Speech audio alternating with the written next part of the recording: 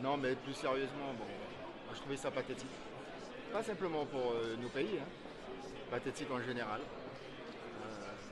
On attend d'un discours de politique générale du fond, et puis surtout budgétairement, quoi. Au moins qu'il y ait des arbitrages qu'on annonce déjà, quoi. Quelles sont les lignes, puisque là, le budget, c'est quand même la déclinaison de toutes ces politiques. On nous prive de débattre sur les recettes et de voter sur les recettes.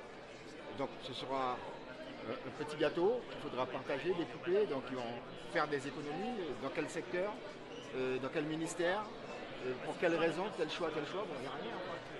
Alors concernant nos pays, moi je préfère m'intéresser plutôt au long discours donc, du président de la République parce que Macron-Bayrou c'est la même chose, et Macron-Barnier c'était la même chose.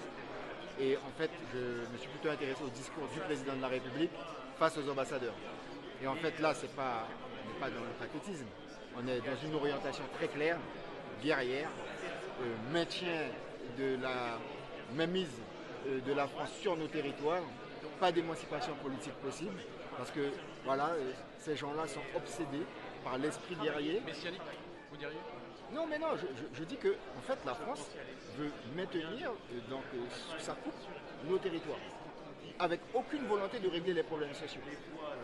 Vous avez entendu sur Mayotte, il n'y a pas de chiffres, il n'y a rien. On est face à une catastrophe incroyable, avec un déni sur les chiffres, il n'y a aucun chiffre.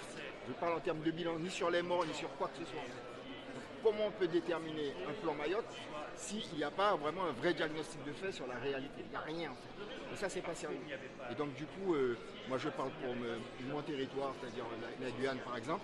Tout le monde sait que nous avons à l'unanimité voté à 2 reprises pour qu'on ait donc un statut d'autonomie très large. Mais quand il a parlé de l'outre-mer pour la première fois, il a parlé de la Corse en fait, pour parler des singularités.